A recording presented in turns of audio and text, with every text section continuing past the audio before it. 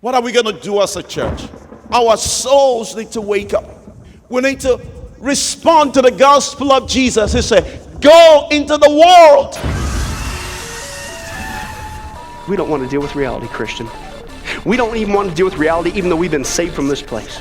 I'm calling on you today in the name of Jesus to rise up to the call of God. Christ is coming back soon. If I start telling people about hell, I might just scare them off. Where are you going to scare them off to? Hell number 2? People stop and think about it. If hell really exists, and it does, I didn't say that Jesus did, then don't you think people need to know about it? Can't you at least give them a fighting chance? Or are you just going to sit there and let them burn? This is Chris from Don't Let Them Burn. Welcome to our segment of the show called Reign of the Tech. And as you guys know, we talk about technology a lot on this channel. But before we get into our program, you can check us out on dontletthemburn.com. That's the main hub for everything Don't Let Them Burn. You can check us out on social media, other video platforms like BitChute. And if you want to support us, you can support us on teespring.com, Patreon, and other platforms. The links are below. If you want to support us and don't have another way to, you can share the video, give us a like. And today we are going to get into some really sort of esoteric stuff, but it's really out there already in our populace. And you've been, some of you have been inundated with some of this technocracy that's coming about, and our world is moving towards a technological fascist dictatorship. And you might not see it in your everyday life, but it's coming, and it's already almost pretty much complete, but you might not know. But today we're going to just talk about one aspect of that, and I have a guest today. His name is Chad Riley from Faull Brothers Production. Hey Chad, how you doing? I'm doing good. How you doing today? Doing great, man. Glad to have you. Glad to be here. All right, so where do you want to start? Are we going to get into the, transhumanist part first? All right, let's go. For those that don't know, transhumanism is where man tries to become God by his own means. We could find this kind of thing back in the book of Genesis, going to chapter 3, and you see Satan deceived Eve, and then Eve gave the fruit to her husband. The caveat is Satan told Eve that once she ate, she would be like gods. They would be like gods.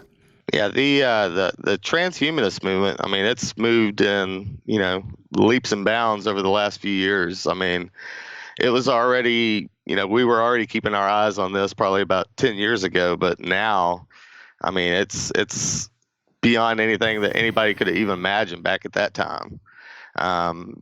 Started looking into this. One of the first ones that I came across was a video about a bus called the Immortality Bus, where they basically drove around from transhumanist church to transhumanist church, basically, having talks with different people and just basically sharing knowledge. And that led me to another one called the Church of Perpetual Life, where it was a gentleman that basically had declared bankruptcy and got involved with like vitamins and all sorts of different minerals and vitamins and stuff like that, and then decided to start this church called the Church of Perpetual Life. It's just a lot of weird stuff there. And like I said, you start looking into all that, just start going down tons of other different rabbit trails. But like I said, probably one of the most defining ones that I actually looked into was a church by the name of Transhumanism.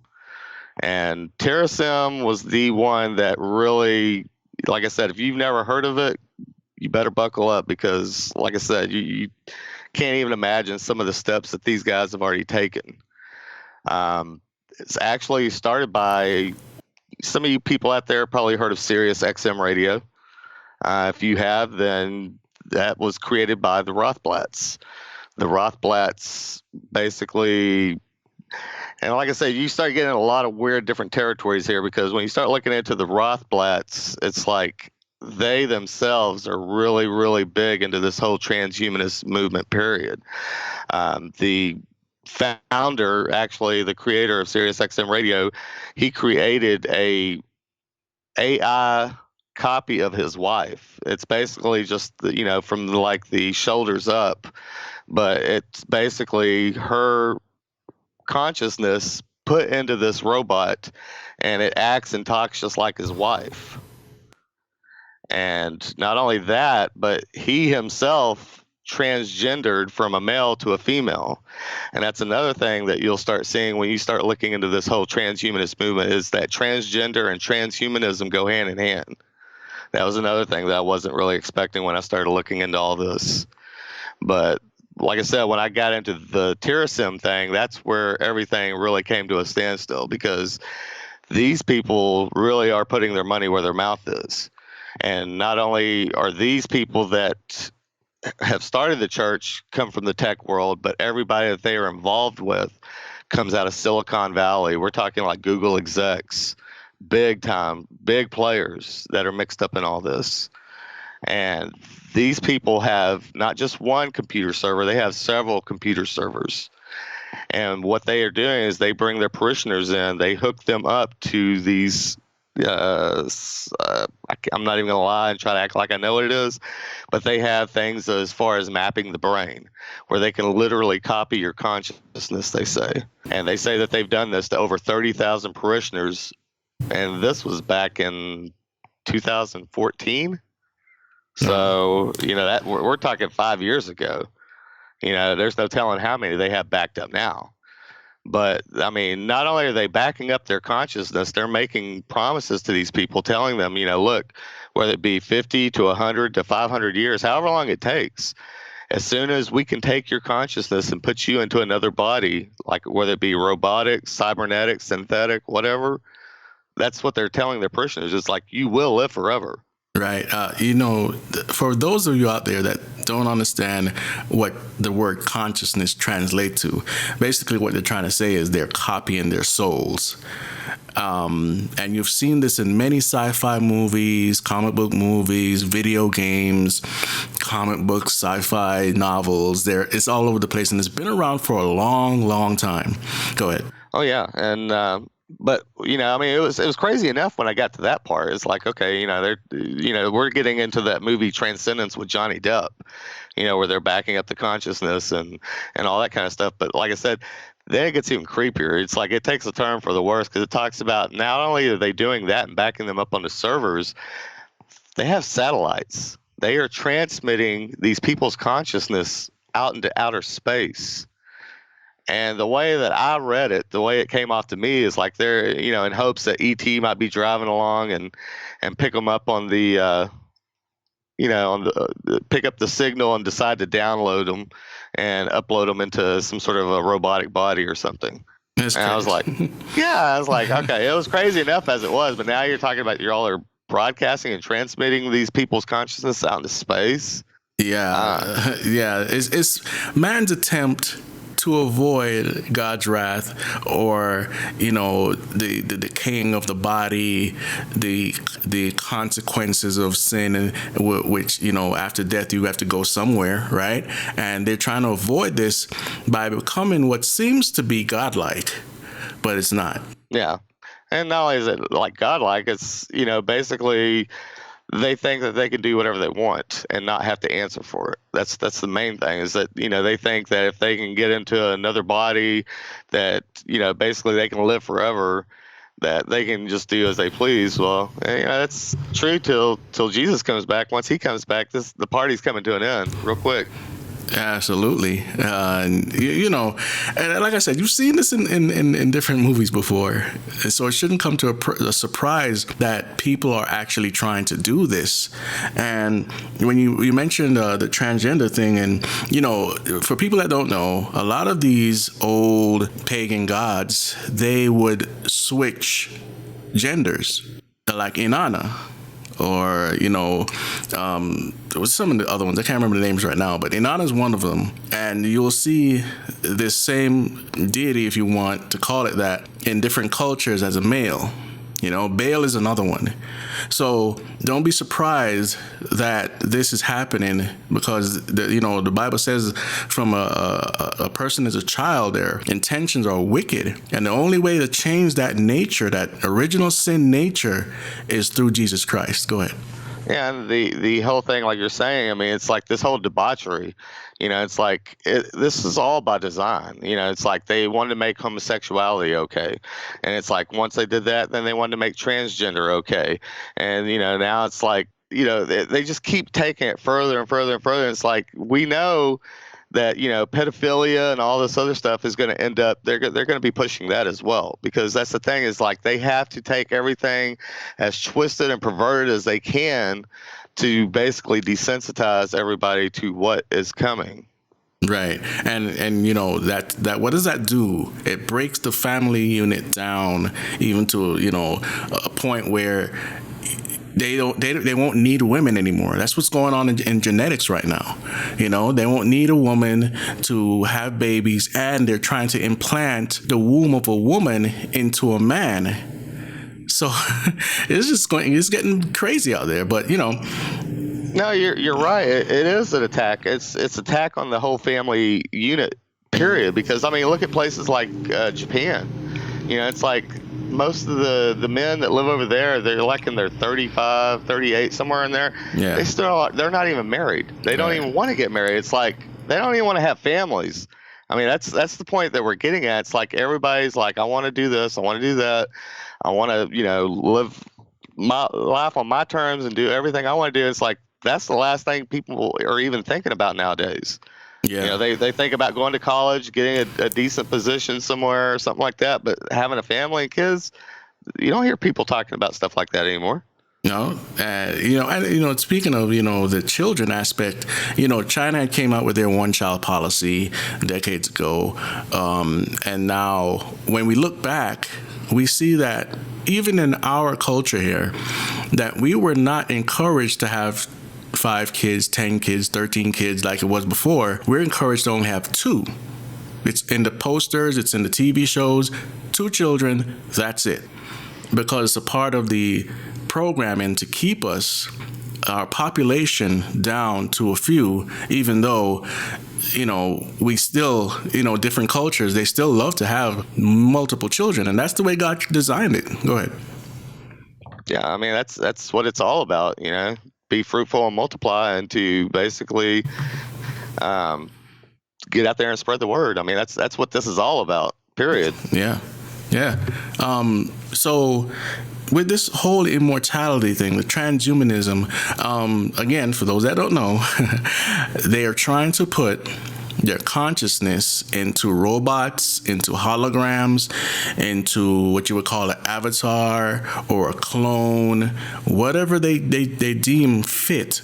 Even the internet is another source of virtual reality. Anything that seems fit to where you can bypass the rules of God, you'll be able to go and live there.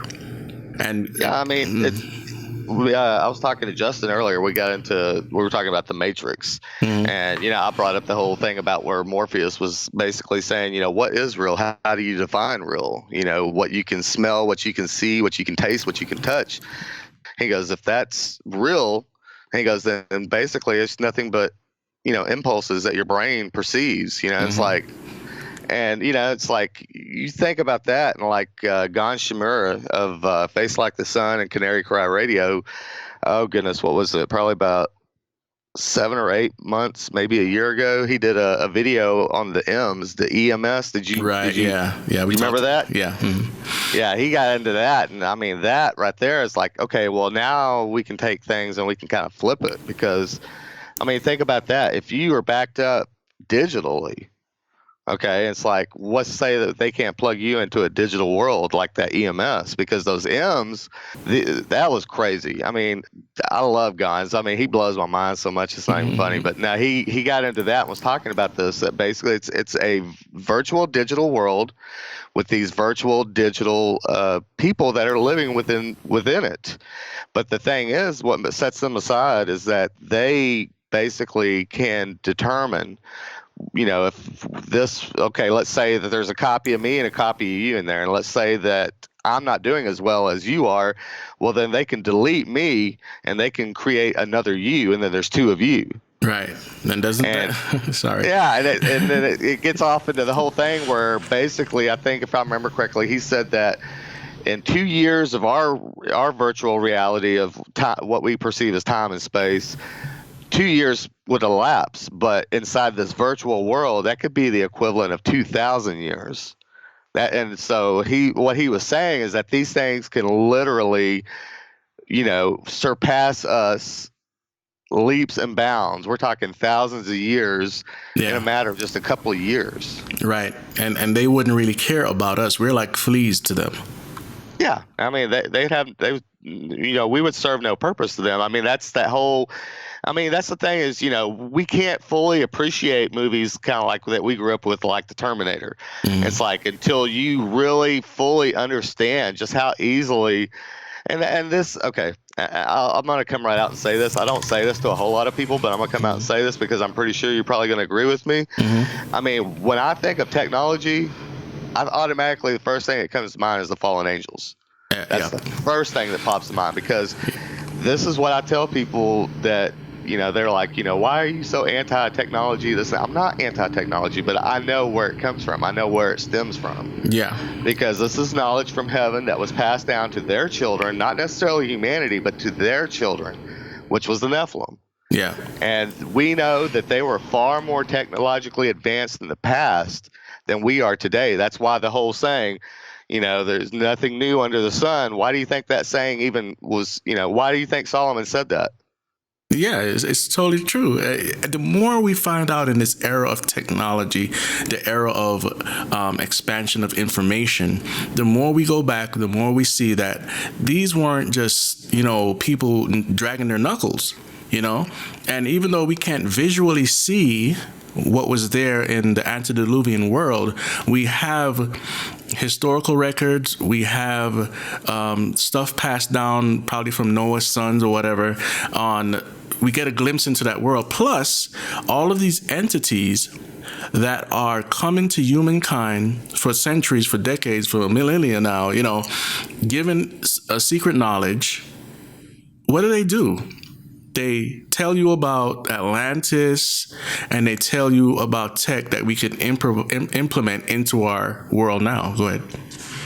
Well, no, not only that, but before I even started looking at a lot of the stuff that you just brought up and talked about, I mean, for me, like I said, when I started looking at a lot of the megalithic stuff, when I started looking at that, and then when you start seeing that these things are built certain ways in certain areas on certain ley lines under certain actual, where they're aligned with the stars and so on, it's like when you see that these things are built and that they are aligned with constellations, particular constellations. And like I said, when you start looking at the whole thing about the 19.27 latitude, it's like, or not 1927, it's 19.47 latitude. When you start looking into all that and the tetrahedrons and all that kind of stuff, then, it's like the evidence is just so overwhelming. Like, for example, was it Nassim Hussain, or I might have messed his name up, but you know who I'm talking about, Nassim Hussain? No. Okay, well, he it's like, okay, well, him and David Flynn both. David Flynn was one of the first ones that was breaking a lot of the stuff about the Mount Hermon and the Roswell connection and so on. Yeah. And you start looking at these things. Okay, well, take that one step further, because, like I said, David Flynn got into the whole 19.47 thing.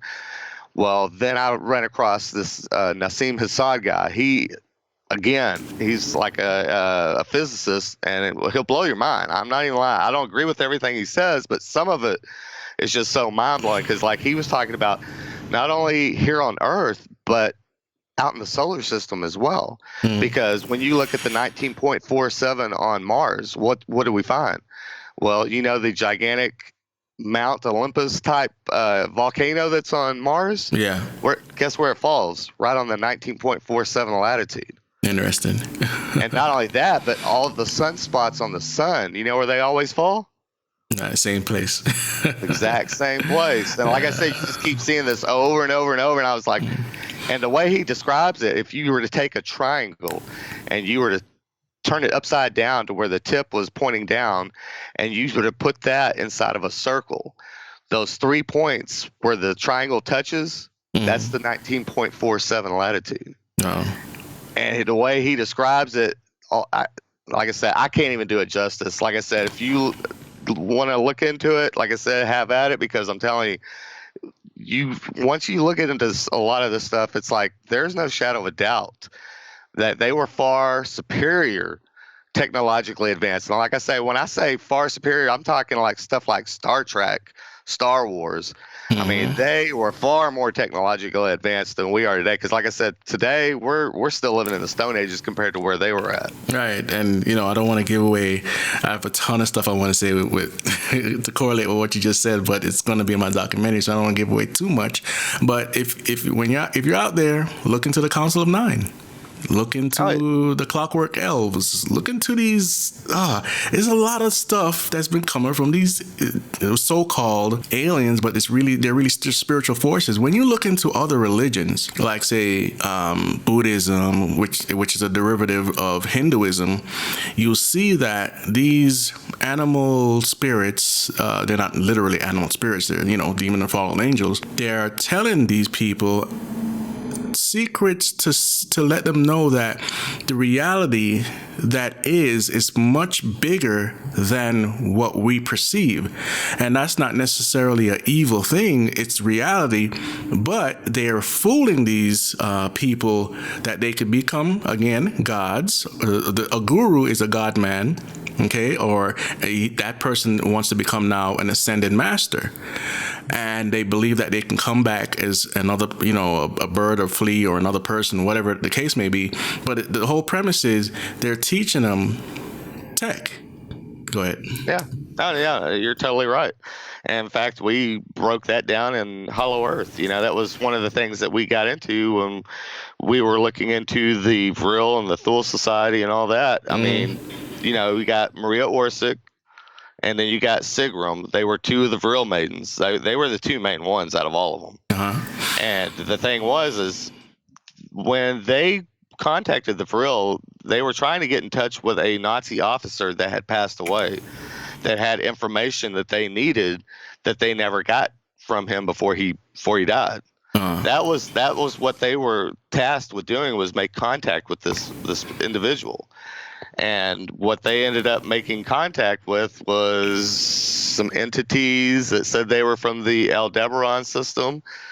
And they said that whenever they keep in mind, it's like way that these people contact them, they call it trance. Some call it scrying, some call it seance. Right. That's what it is. It's a seance. I mean, they are literally making contact with entities that are not what they claim that they are. They always say they're from space. They always say that they're from a certain star system, what have you. But the thing is it's still we're talking and dealing with the same kind of entities. But Sigrun and Maria, they basically made contact with these entities, and they said that their eyes started to roll in the back of their head. They said that they were secreting ectoplasm out of their nostrils and their mouth, like this stuff was coming out. Yes. And they said that they started what they call automatic writing. One of them was sitting there writing, the other one was over on the other side. She was writing, and like I said, what was crazy was they were both writing dead languages. One was writing Sanskrit, and the other one was writing a Templar language that had gone dead. So not only did they have this stuff, written in a language that they didn't even know how to decipher. That was another thing. It took them like 2 or 3 years to decipher what they had written down. And whenever they deciphered it, they had the plans for the Hanaba and the Daglaka. Oh yeah. But for those that don't know what the Daglaka is, it's basically you would call that a UFO today, but it was made by the Nazis, and it pretty much worked.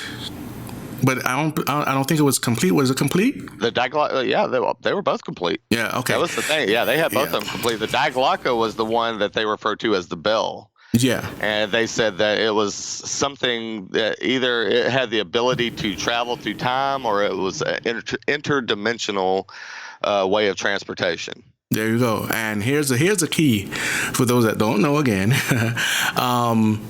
when they did Operation Paperclip, you could find this even in secular documentaries. So we're not making this stuff up. They took these scientists, the Nazi scientists. We weren't the only country, but we're just sticking to America right now. It was, I believe, 20 years after that operation is when we started seeing the first UFOs in America. Go ahead. Actually, we were already seeing UFOs here in America.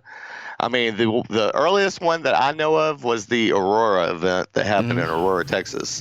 After that, we had one in 1941 in Missouri that's referred to as MO41. And then we have the Battle for Los Angeles, which I believe was in 1942. And then the Roswell incident, which a lot of people, they hear Roswell, they think that it was one craft. No, it was three. There was three craft that crashed during Roswell. It wasn't just one; it was three, and there was a crew of 9 people. Right. So I guess now remember what I just stated, which you corrected me on, is from a secular documentary. So there's always more. So Yeah. I think the point that they were trying to make was that's when the UFO started to get more and more prevalent. It's the 1947, and that's the thing. Like I said, 1947, like I was talking about with David Flynn, and with the Nasad Hassim, you got the 19.47 latitude thing. Well, also the year 1947, Roswell was the catalyst. That's when everything jumped off. But what else was happening in 1947? That's what you really need to be focusing on. What other things were taking place in 1947? Now, when you start looking at that, that's when your mind's really going to start to explode, because you got Operation High Jump. Yeah. Okay, you got the Dead Sea Scrolls. Israel became a nation, even though it wasn't officially announced until 1948. It was agreed upon in 1947. Okay. And like I said, there's plenty more. Like I said, I'm not going to name them all off. Like I said, that's something that people need to look into because it's very important. Yeah. And that's why I say that was a catalyst. It's like everything was being primed because it was like that was the moment in time when these events had to take place. Right. And you know that when you see these things in the sky, if you're one of those people, I believe that there's 3 different aspects. We have man-made tech, we have hologram technology, and then we have the spiritual forces. Right? And so don't always think it's just what you believe it is, because there's a lot of tech we have nowadays that could fool us, and it's not even real. And I believe later on to be part of the Great Deception. But go ahead. Yeah. No, they've had this technology for a long time. In fact, here recently, Bob Lazar, and I know that a lot of people out there know who Bob Lazar is. He was one of the first people to come out back in the 80s and admitted that he worked at S4, which, most people at that time, back in those days, nobody even heard of S4. They didn't know what it was. Everybody just knew of Area 51. That was it. That was the only name they knew of that whole area. Right. Well, then we found out about S4. We found out about Groom Lake and all the other stuff. But Bob Lazar was the first person that came out and said, look, they have these things. They exist. I've seen them. I've touched them. He said they got 9 of them.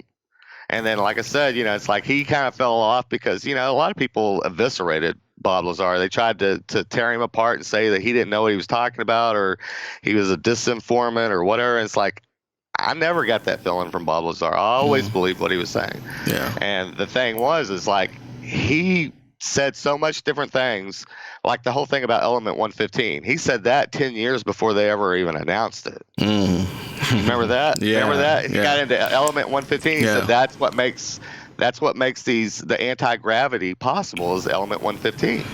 Well, then, what do you know? 10 years later, oh, by the way, we came up with this new element called Element 115, and we can only make it in the lab, and it only lasts for X amount of time. It's like, I'm just sitting there like, are you kidding me? Are you seriously kidding me? It's like, and then but one of the things that he went on the Joe Rogan podcast, he was on there talking with them. This is what blew my mind. He came out and he said, look, because he was talking to Joe about the 9 craft that they had. He goes, all I can tell you is that I know for a fact that one of them came from an archaeological dig.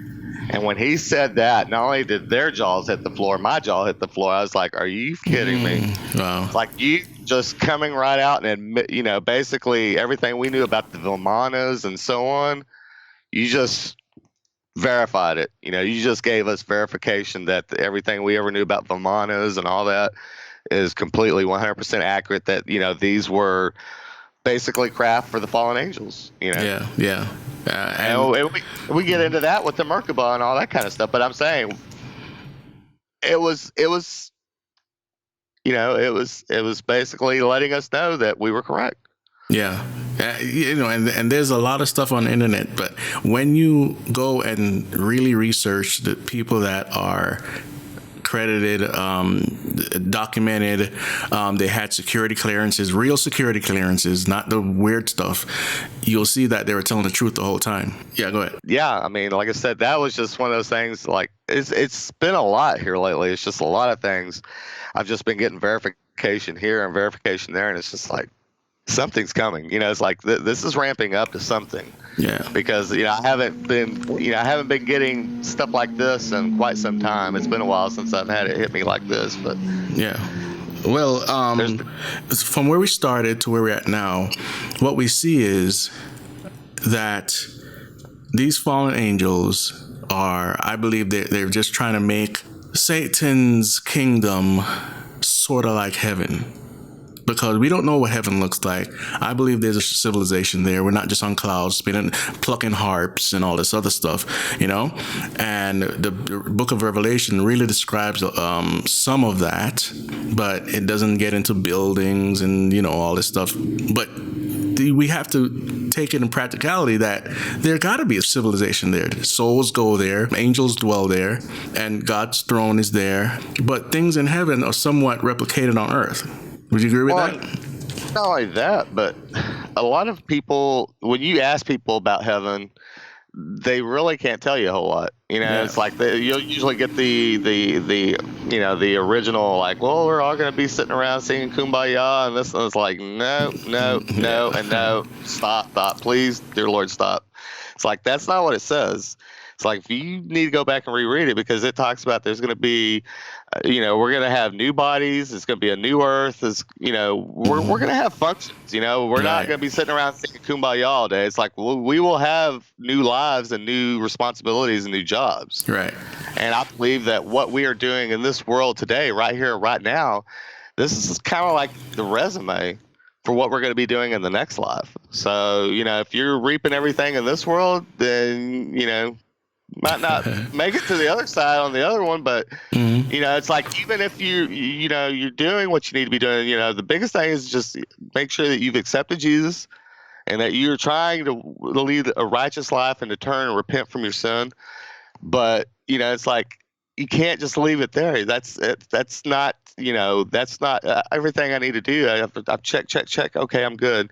No, you need to be out spreading the word every chance you get. Right. Yeah. And the Bible tells us that, you know, the word of God is for this life. And guess what? The next. It's in scripture.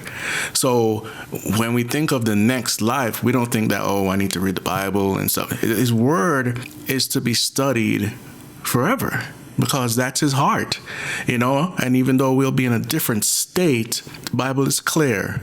It is for this life and the next. Go ahead. Yeah, because I mean, I've had, you know, different family members, and people are like, you know, well, I got to be buried. I can't be cremated. And I'm like, why? They're like, because, you know, we're supposed to be buried. I'm like, where are you getting this from? It's like, you know, it's like, you're not, you know, when Jesus comes for us, we're not getting our old bodies back. Those are gone. You know, it's like you know, he's going to call us up into the clouds, and then after you know, the wrath gets poured out, then, you know, there's going to be a new earth, a new Zion, new bodies. And, you know, it's like, that's kind of stuff, you know, it's like most Christians don't even look into that. You know, it's like I said, you ask a simple, basic question, and they're just like, oh, we're going to be doing this, that. It's like, oh my goodness, please. Yeah. Well, one of the problems in the church in general is many believers are not reading their Bibles, are not, and even if you read it once all the way through, it's just something to study, because every time you read through, you find something new. God reveals something new to you all the time. And in order to understand the end, you have to study the beginning and everything in between that, because it connects so many things. What's so important about the Jewish people? You'll find out. You'll find all that out. What is the destiny of man? What are the promises? What are the covenants? Are there conditional covenants, perpetual covenants that last? They're unconditional. So without studying your Bible, getting some education on what God's word teaches, then you'll be lost. And some of the stuff that we're bringing up, like, where'd they get that from? Oh, well, we got it from the Word of God. Yeah, and not only that, but also context. It's like sometimes people don't know the actual true history of a certain area that back at that time. Like, for example, let's use Jonah for example. Okay, well, Jonah didn't want to go where he was supposed to, and he fought the Lord, and he was like, all right, I'm gonna get on a boat. I'm out of here. See ya. Wouldn't want to be you. Mm-hmm. And God's like, okay, you want to play this game? We'll do it the hard way. And not only did he get swallowed by the fish, but look at the area where he got spit up. Yes, where he was supposed to go to begin with. Mm-hmm. Who did they worship? They worship Dagon. Dagon. Yes, there we go. Yeah. Okay, so Dagon, half human, half fish. Mm-hmm. And then all of a sudden they see this guy get spit up on the beach by a gigantic fish. Yeah. And then walks up and tells him that God sent him and he had a message for him. Yeah. Why do you think that they listened to him like they did? Because they thought Dagon they thought Dagon had sent him. Yeah. And like I said, it's like most Christians don't even know that. Yeah. And like I said, it's a mind-blowing fact that puts everything into perspective when you fully understand that and you know that. It's like, that makes so much sense, and wow, that's even more amazing than I ever even thought it was. Right. Plus the structure of the city that he went. We had skulls piled up, dead bodies. When you enter this gate, it's horrifying. And you know that this place is detestable. And he's like, why do I need to send these people the word of God? Please, I don't know. They don't even deserve to be saved. Yeah, because he thought they were going to kill him if he went over there. Yeah. Like I said, he was fighting the Lord tooth and nail, and then finally the Lord had him swallowed up by a fish and had it spit out right in front of him. Like, here you go. Yeah, and God's sense of humor in a sense, right? And so that what basically you're describing is cultural context, historical context, even grammatical context. So you have to have these in line in order to understand. Even in Jesus' day, there were cultural aspects to really get a hold of to see why Jesus said certain things. Oh yeah. So like whenever he encountered all the demon possessed people and stuff, that's another one that I love to talk about, is because these people would literally run up on him and they would fall at his feet and they would just be screaming, "You are the Son of the Most High. Why did you come to torture us before the appointed time?" And what did he always do? He always looked at him, he pointed to him, he told him, "Be quiet, shut up." Yeah. It's like, he didn't want testimony from unclean spirits as to who he was. Right. Yeah. It's fascinating. All of the things in the Bible are rich. So back to tech, right? So transhumanism, UFOs, all connected, right? And of course, so we have humanism, we have transhumanism, and then we have post-humanism.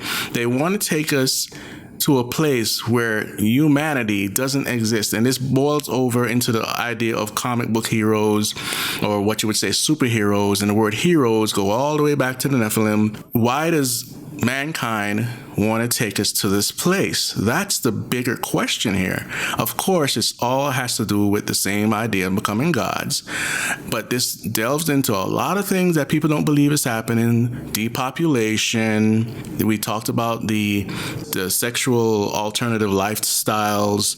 All of this is a plan from the spirit world, but we think it's just coming from this school organization or just the UN. No, this is much bigger than that. Go ahead. Oh yeah, I mean, that's the thing is, like you said, they've been with us since the beginning. That's another thing that when you talk to Christians, it's like a lot of, and I put myself in the same boat because I was the same way for a very long time. It wasn't until probably like around 2008 that I started like getting deeper into the word, because I had my falling out period. I walked away, and I was like, I'm done with all this. I'm not doing this anymore. And the Lord said, no, I ain't done with you quite yet. And I had another coming to Jesus moment, and so I came back, and this time I really got serious about it. I mean, I really started looking into things, and mainly getting deep into how far you look into a lot of this stuff, because I mean, that's the thing is, we think that, like you said, you read it, you think you fully understand it. I'm telling you right now, for a fact, you don't, because there's a lot of different facets that come into play. I mean, most Christians don't even know about six-day generation, let alone the whole pre-Adamic area. And you got pre-Adamic, you got six-day generation, then you got Adam and Eve being created. It's like all those different things. Most Christians, they don't even know about this stuff. When they first hear it, they're, like when I got into the book of Enoch, I used to have people used to come out of the woodworks and just like, full on try to go WWF on me. Like, what are you doing? Like attacking me left and right. I'm like, what are you talking about? And it's like, I'm not saying that, this is the Bible, this is scripture, but it's obviously very important because, not only did Jesus know it and Jesus quoted from it, but so did James and Jude. And, they were both the half brothers of Jesus, and they grew up in the same house with him. And, they knew him his entire life. And I'm pretty sure if, the book of Enoch was a bunch of nonsense, Jesus would have known it. And I'm pretty sure Jesus would have told his brothers, hey, we shouldn't be quoting from this book because, it's not part of my dad's book. So. Yeah. And plus, the book of Enoch was in circulation in those days, right? It makes some connections to a lot of things that aren't necessarily answered right away in the Bible. And it's another one of those cultural aspect things that we have to get in place. You think of the word Noah and what happened with 8 people on a boat and a bunch of animals, right?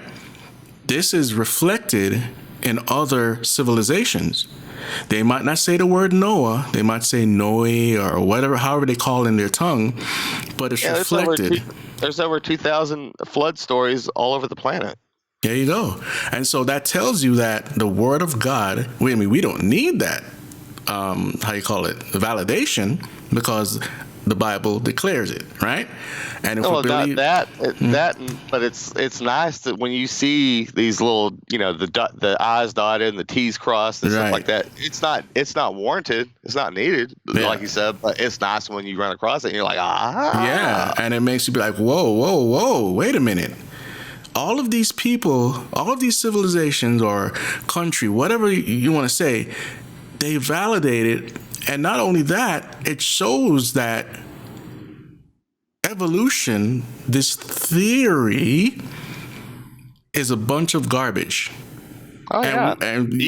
Have you noticed that here recently, within the last year, I think, almost 1,000 scientists, we're talking academics, okay? We're not talking just anybody. We're talking academics. Almost 1,000 of them are turning their backs on Darwinism.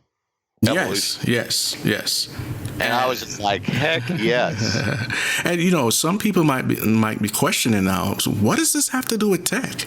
Well, it has a lot to do with tech, and it has a lot to do with your entertainment, because a lot of the technological advances or the way that humanity is going. Now, the Bible says that there's a spirit that works in the children of disobedience. So yeah, you might have conflict within the secular space. You might have disagreements and all this stuff, but their heart is moving in one direction, and evolution is a major part of this moving, especially into transhumanism, because and New Age and on and on and on.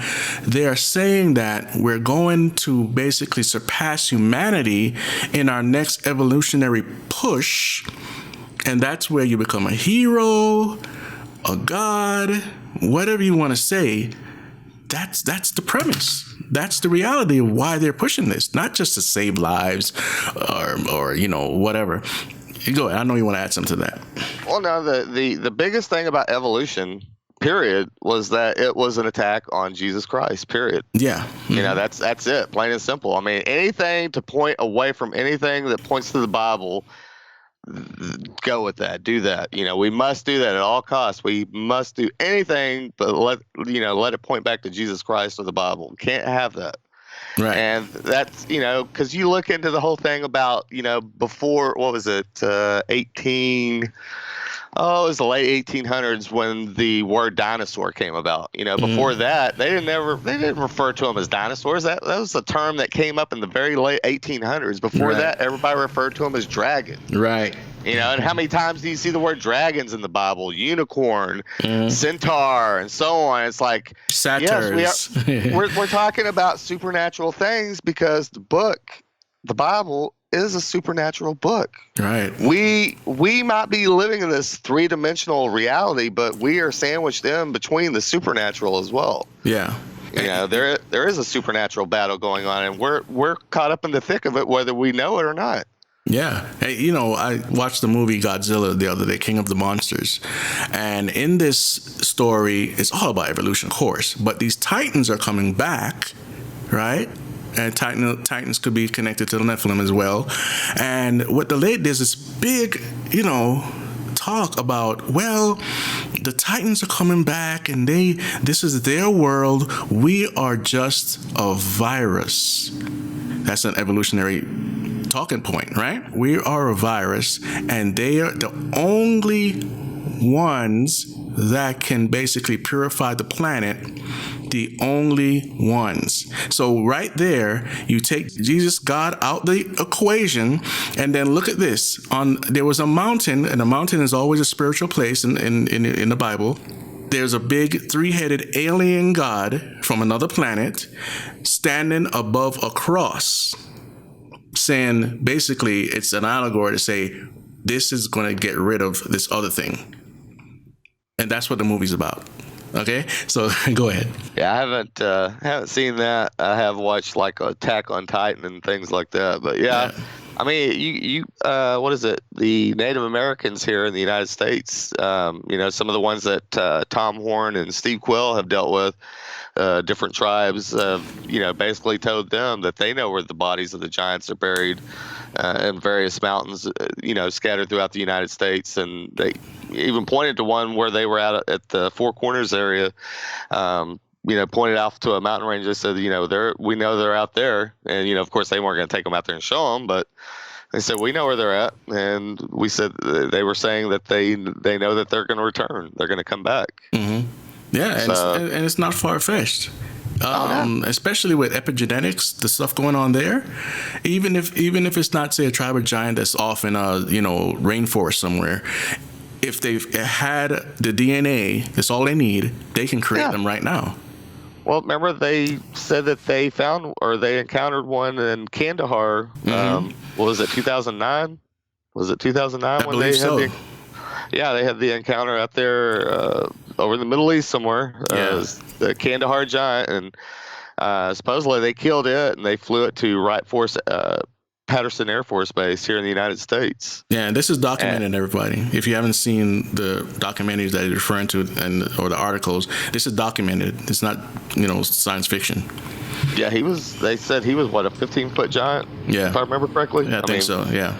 And that's the thing, most people, they think, well, giants don't exist anymore, or this and that. It's like, no, because there's a lot of people that, some of the people that like Steve Quill and some of them deal with, we're talking like 3-star, 4-star generals. They tell him, he knows things, and that's the thing. I've been around him and Timothy Alvarino and something, and I've heard some things that they've told me in confidence when I was there with Justin and Wes. And trust me when I say, it's like there's far more going on than a lot of people even realize. It's like I've been privy to certain information I can't even repeat because it was told to me in confidence. Yeah. And like I said, there's some mind-blowing things going on. Like I said, there's a lot. Okay, I'll say this. Okay, for example, the everybody's waiting for the third temple. That's one of the main things that you hear people talking about the return of Jesus. Everybody's waiting on the third temple. Mm-hmm. Okay, well, I know you've heard of the Copper Scroll project. Yeah. Mm-hmm. Okay, well, that has to do with the Dead Sea Scrolls. In one of the caves in Qumran, they found these copper plates and scrolls. What these copper plates and scrolls are basically list of inventory of different items and where they're buried at within that region, that area. I'm not going to name a bunch of names. I'm just going to say I've told you this in confidence. Part of it. I didn't tell you the full story, but what little bit I did tell you, you were able to get what I was talking about. Some of the names I told you that were involved in this, that people from Israel came over here to the United States and that people had to sign non-disclosure agreements. Right. They got to basically find out one of the lists that they have basically says that they know where the tabernacle is. Not only the tabernacle, but the Ark of the Covenant as well, that they are located in the same cave. Yeah. And that's the thing, is that if they excavate this and they have the tabernacle, we have the third temple, because the tabernacle is the original first temple. And that how fitting would that be, that the first temple, the original first temple, would be the third temple? Yeah, How mind-blowing is that? That would be mind-blowing. That would be very mind-blowing, because none of us are expecting that. No, not only that, but also the Ark of the Covenant, which hasn't been seen. There's a lot of speculation that it's in Ethiopia, and we've all heard Graham Hancock and a lot of other people talk about why they believe it's there. But like I said, if they were to pull these two items out, I think that the Christian world wouldn't even know how to accept, how to even process that. Right. I want to switch directions for a second. So have you read Hugo de Guerra's book? I haven't, but I know about it. I do not have, or I don't think I have any of Hugo's books. Okay. I did get to meet him when we were at True Legends last year, but I don't have any of his books. Okay, so for people that don't know, he wrote a book called The Artilect War. Basically, artificial intelligence would and the tech would become so pervasive that there's a faction of humanity that would reject it, right? And we're already seeing a foreshadowing of this. The other day, there's I don't know what to call it, uprising in Hong Kong, and the Chinese government is trying to quell that uprising. But in that infrastructure, they have facial recognition like you've never seen, right? And so the Hong Kong people now are using lasers, not lasers like in the sci-fi, laser little lights and stuff, to blind the facial recognition towers and drag them down. So right there, we have a revolt, because this whole facial recognition apparatus has a functional, I won't say sentient, but it's an AI built on quantum technology and all this stuff that basically scans the whole environment or the in 1 second. Not only do they have the facial recognition, like you said, but they also have the tracking technology where they could distinguish you from me by the way we walk. Right, correct. You know what I mean? It's like, not only can it, so it could already know that it's you before you even get close enough where it could even scan your face. It already knows by your walk, hey, this is Chris. Right. We got Chris is walking up. In fact, I challenge you this. Next time you go to Walmart, when you get out, when you're walking into the entrance of Walmart, start looking right around the door and on the walls and see how many cameras you count before you even make it inside the store. Mm-hmm. Yeah. And here it is, people. All the stuff in Walmart and all these outlets. Listen, I learned about this stuff about 12, maybe 11 years ago, right? That all of these stores are going to be using all these RFID chips. When I say RFID chips, do not think I'm talking about the one that looks like a little rice grain. There are many different ones, and some of them are the size of the dot of an I on your product. And they were going to be tracking everything from the from the warehouse to the garbage can, right? You got that aspect right there. Then you have all the stuff we were just talking about, the facial recognition. You have things where, like this Amazon Go store, that was talked about so long ago, where you walk into a store, you wouldn't need any cash, and in some cases, this is what'll happen. If you're, let's say you're a middle class person or upper class, whatever, and then you're a person of a lower status monetarily, you would walk into the store and the prices would change versus on your income. So this is 11 years ago, and I'm pretty sure that information is older than that. Go ahead. It's still doing that today. Like if you go and you put something, like say you go on Amazon, you do some shopping, but you're not logged in. Right. Or if you even go so far as to, if you have a VPN and you launch your VPN and you have it to where it doesn't even recognize your IP address. So you can go in there and you can find items and stuff, and then if you go and log in, like you said, it could be price increase because it knows what you pretty much go on there and what you buy, and you're getting a different price point versus other people. Yeah, and I didn't believe that at first until I started checking it and verifying. I'm like, okay, this is real. Yeah, it's like.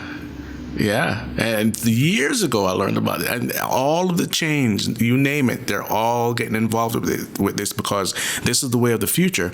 I remember going on Amazon one day, and this book, The Power Elite, Their History and Future by Dennis L. Cuddy, which is a great book I recommend, was for $5.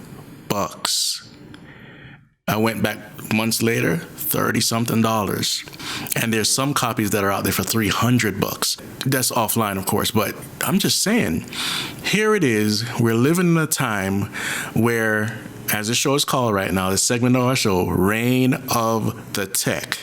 The tech is ubiquitous, and we have no idea, well, some of us anyway, have no idea where it's really going to go and how pervasive it's going to be. And we'll be talking about a lot of this stuff as the future goes on, Lord willing. But what else do you have to say about what we just discussed here? You're 100% accurate and correct. I mean, this is all going to tie into the seat of Pergamum as well as the Temple of Apollo, which is located smack dab right in where CERN is. And yep. Yeah.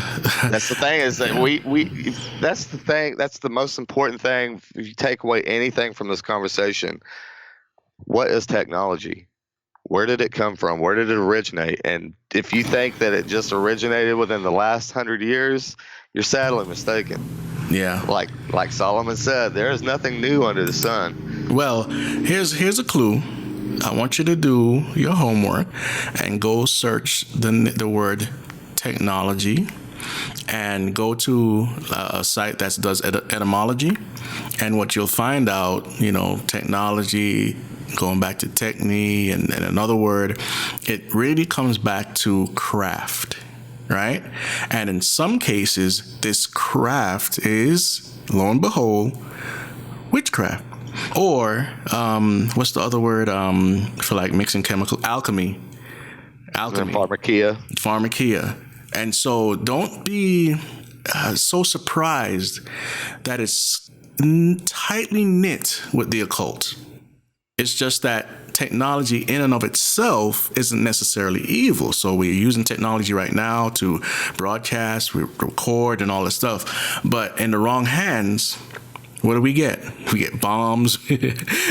We get all sorts of stuff. We have stuff to alter the human body, and not in a good way, in ways who would have ever thought that they'd be carrying around a personal computer in their pocket? Right. I mean, these aren't just like, some of these iPhones and Galaxy Samsungs and so on, I mean, they're almost as, powerful as like a laptop or something. I mean, we're not even joking. It's like you got everything at your fingertips. And you got the 4G, 5G, and all that. And it's like you can be out in the boondocks, and be surfing the internet and doing things. And it's like you said, it's technology. Yeah, it can be used for good, but that's what I try to tell people. It's like that's why this was designed the way that it was, and everybody has one now. Right. It's like we've already bought into the system. All they got to do is flip the switch, and we know that they've been monitoring everything that we do. They know what websites you're looking at. They know how long you're on there. They've even got predictive programming AI that, it knows what you're going to do before you even know it. Right. It's like, hey, Chris is going to get on here in about 10 minutes and he's going to buy a bag of beef jerky and a pair of socks. Yeah. And guess what? 10 minutes later, guess who's on there buying some socks and beef jerky? Yeah. I mean, it knows all your patterns. Just imagine this now, people. You have your phone. That's one tracking device. You have a lot of our modern day computers now are literally watching and listening. Okay? You might not believe that. You do your research and you'll find out what I'm talking about. The TVs, right? Then you have your smart appliances. In some cases, we have smart homes. Imagine all of this on one network. Right now, they're not necessarily like that, but imagine all that information on one network. You have a serious problem because they know every time you wake up. They know where you go every time you get out the house. They know everything about you. So, well, there's some of them out there that have already have everything cross-platform. The Analytica that they use during the elections, you know what I'm talking about? Yeah. Cambridge Analytica. Mm-hmm. Yeah. If you go and look them up, 5,000 points of information on every United States citizen.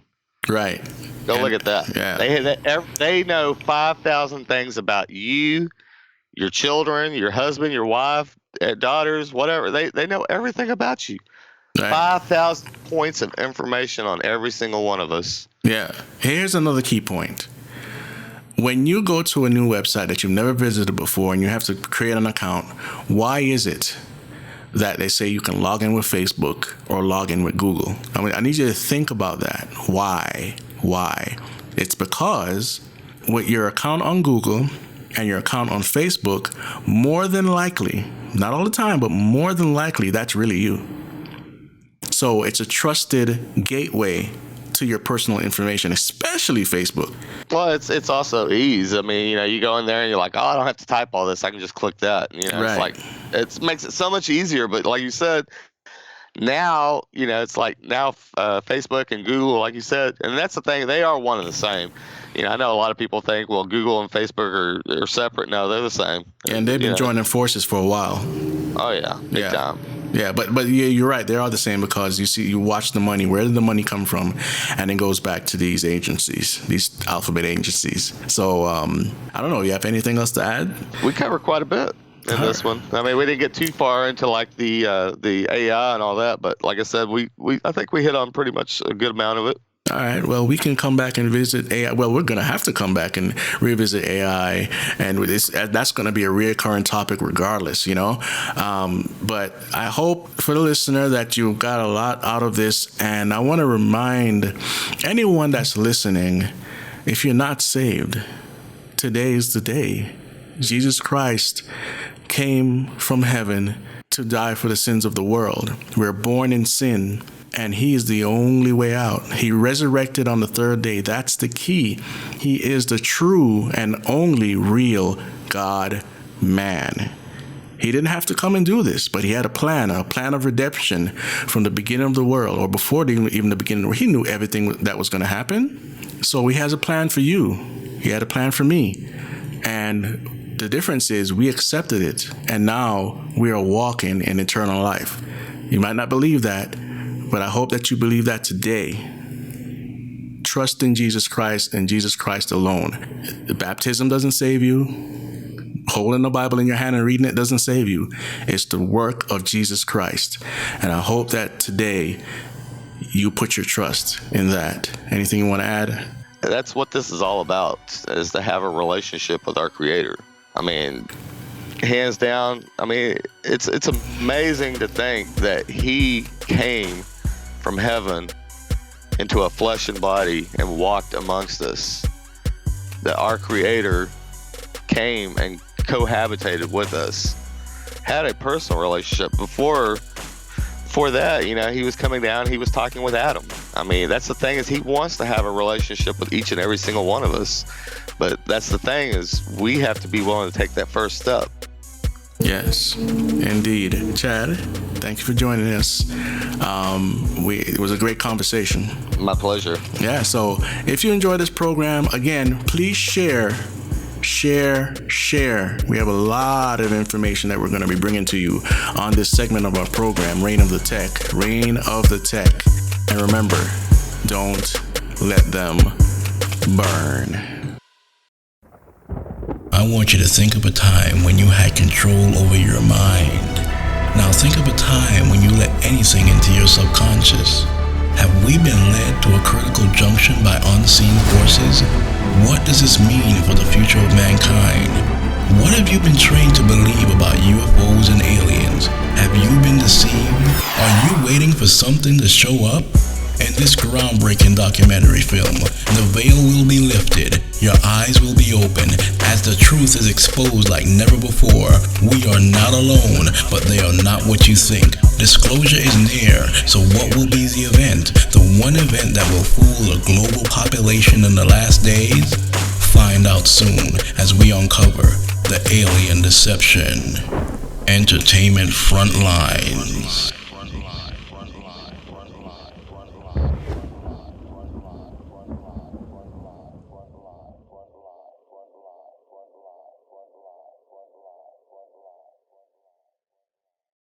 If you like our videos, don't forget to hit the subscribe button and the notification bell to get all our frequent updates.